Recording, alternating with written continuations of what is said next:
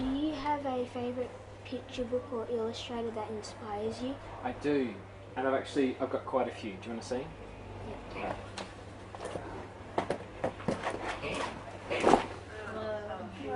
Alright, I'm going to go through these kind of... So these are the first ones I ever had as a kid.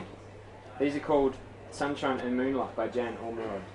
And they're completely wordless books. So I remember this picture book from when I was little.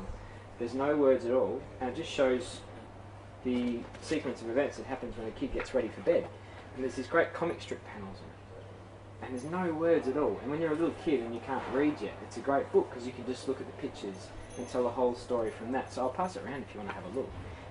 And this kind of gave some of the ideas for some of the wordless sequences in The Last Viking, where there's just pictures that tell a part of the story. Where a lot of my books touched base with books was when I lived in New Guinea. I was there for 5 years with my husband's work, and these are really battered up now because they were books that we bought up there. We used to buy, every month we would take the children down and buy books. So, and we would read a lot. So there was no TV up there and no texting and no phones, no nothing. So that's where it all started. 11th Hour. Hands up who's seen that one before? Right, yes, this was my favourite when I was a kid. There's heaps and heaps of detail on these pictures. Have you seen it before, Tom? This one's unreal. It's a mystery, and you've got to figure out who of these people who go to the fancy dress party have stolen all the food. And there's all these clues in the borders, and that gave us some of the ideas for using codes in the borders of The Last Viking. That one's amazing too. People that Mark Greenwood and Frenay, they do history, and I'm pretty much influenced by Mark. He did a workshop, and that workshop with me told me what I had to do was do my history in children's books. I've been working for years and years and years doing the history of the Aboriginal history and my people with exhibitions.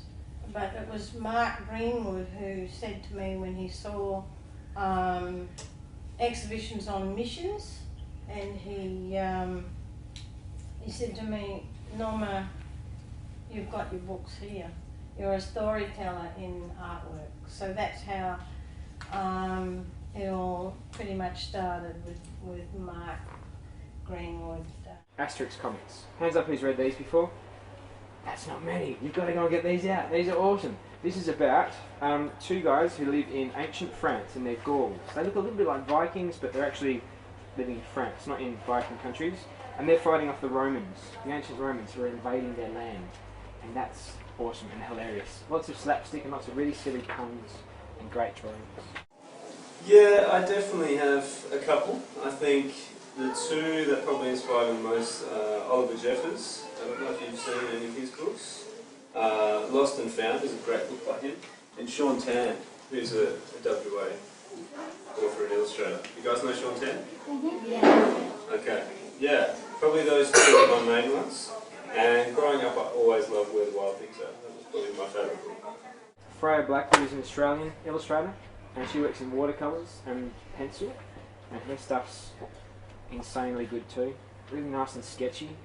And you can often see her stuff on display down at the Fremantle Literature Centre. If you get down that way, you can see her original illustrations.